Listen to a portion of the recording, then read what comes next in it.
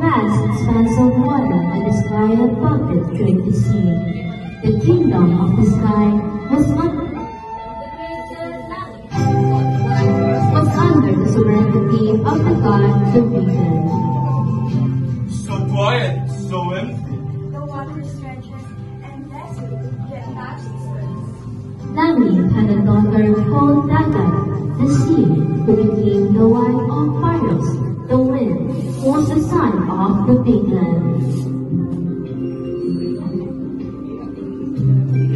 Paros, I will always be with you, together we will move the waters. And I will always be with you forever, my Dagat. 4 children were born to Dagat and Paros, 2 of whom were boys called Dagat and Alta, and 2 girls called Bulan and Betuan. I am like strong as rock, not weak. I am a dove, jolly and shining like gold. I am Bulan. My body may be made of copper, but I have clever ways to help my family. I am Budeon, beautiful and pure. I will do my best for everyone.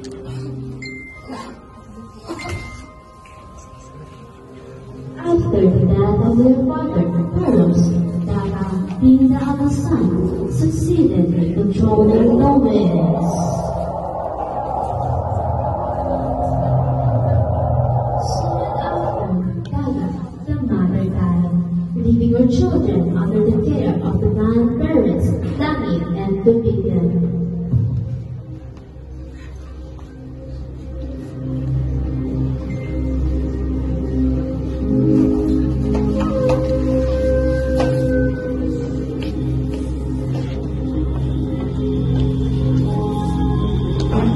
After assuming control of the winds, Dagat became arrogant and ambitious, desiring to gain more power, so he chose his younger siblings to adopt the kingdom of the sky. You, father, with the power of my wings, get He's right. I don't want to fight them.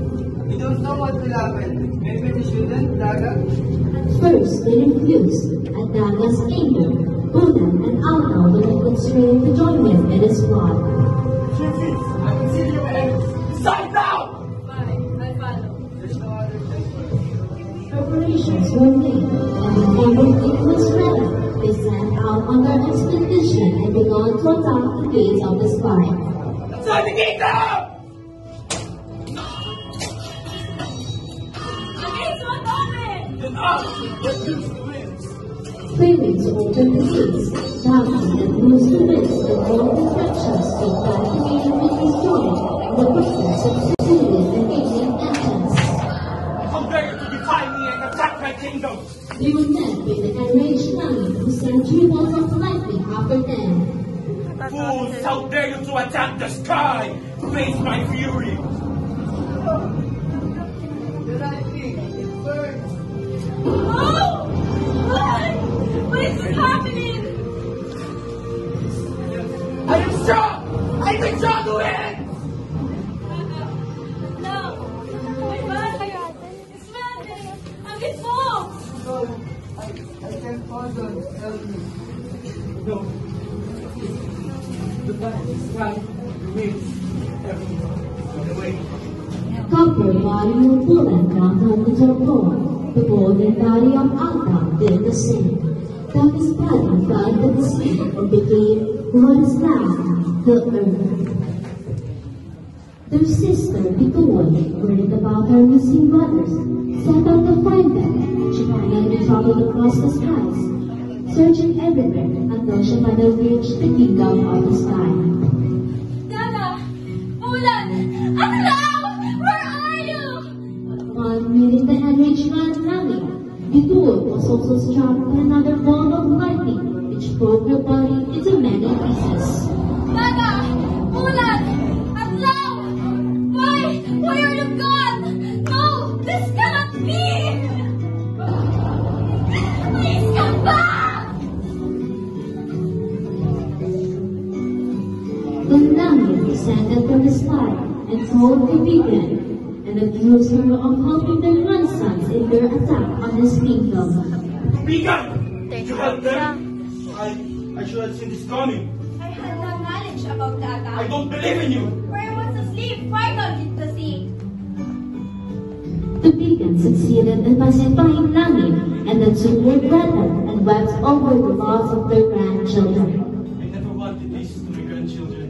Neither did I, if only we could not stop it. Let them shine forever, even if they cannot walk among us. And we live on in the sky for all to see.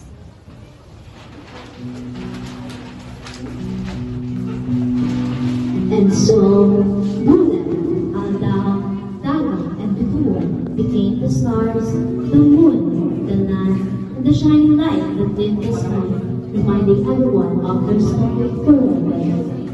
Tubigo then descended and planted the seed, which grew into a bamboo tree. One of its branches came a man named Naison, who became one of the first humans.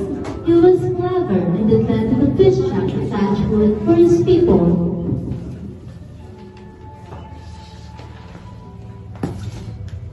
People, look! I caught a huge whale! This must be the god! We should honor it! Wait, so we're thinking clearly, what if the real God see this? The people gathered around and began to pray to the whale, but no sooner had they begun, when God from the sky appeared and commanded Naison to throw the whale back into the water. I'm your God. Stop that act. No! This is the god! We will honor it!